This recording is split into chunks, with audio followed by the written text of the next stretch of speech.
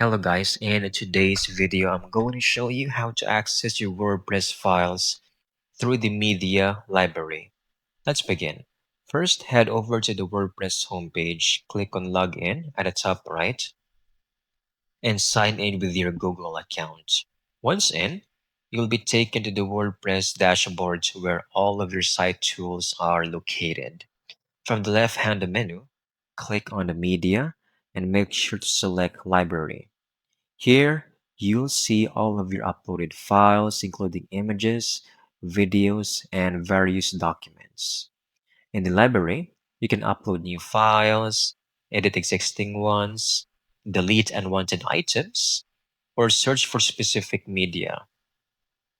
And that's it. You just need to get accustomed and explore this section so you can easily navigate whenever you want to find a certain media over here.